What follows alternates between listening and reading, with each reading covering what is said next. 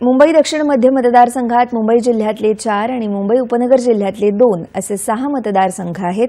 धारावी ही जगातली सर्वात मोठी झोपडपट्टी, कोळीवाडा अणुशक्तीनगरपासून दक्षिण मुंबईचं सांस्कृतिक राज्यकेंद्र असलेल्या दादर माटुंगा अशा भागातली मिश्र लोकवस्ती असलेल्या या मतदारसंघाचा घेऊया आढावा। दक्षिण मध्य मतदारसंघ महाविकास आघाडीच्या जागा वाटपात काँग्रेसकडे जाईल आणि वर्षा गायकवाड यांना इथून उमेदवारी मिळेल अशी अपेक्षा होती।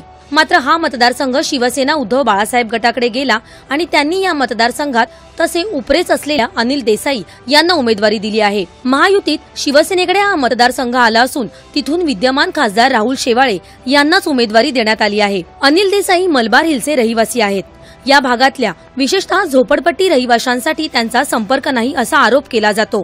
मात्र इथल्या काँग्रेसच्या आमदार वर्षा गायकवाड यांची साथ त्यांना मिळाली तर त्याचा लाभ त्यांना मिळू शकतो। तर दुसरीकडे 10 वर्षांपासून खासदार असलेल्या राहुल शेवाळे यांचा मोठा जनसंपर्क आहे। यावेळी शेवाळे यांना महायुतीसोबत मनसेचीही साथ मिळणार आहे। या मतदारसंघाचं महत्त्वाचं वैशिष्ट्य म्हणजे आशियातील सर्वात मोठी झोपडपट्टी म्हणून ओळखली जाणारी धारावी झोपडपट्टी याच मतदारसंघात आहे। मिश्र मतदार हेच या मतदारसंघाचं वैशिष्ट्य मानावं लागेल। अनेक धर्म, अनेक भाषा, अनेक जातींचे लोक असं या मतदारसंघाचं स्वरूप आहे। अनेक समाज मिळून एक लघु भारतच इथे सामावलेला आहे। या मतदारसंघामध्ये लोकसंख्येची घनताही जास्त दिसून येते। धारावी पुनर्विकास प्रकल्पाचे कंत्राट अदानी उद्योग समूहाला मिळाल्यानंतर उद्धव ठाकरे यांच्या शिवसेनेनं तसंच वर्षा गायकवाड यांनी या पुनर्विकासाला मोठा विरोध केला आणि त्या विरोधात मोर्चाही काढला। मात्र त्यानंतरही या प्रकल्पाचं काम सुरू झालं आहे। अनेक धारावीकरांना हा पुनर्विकास हवाही आहे।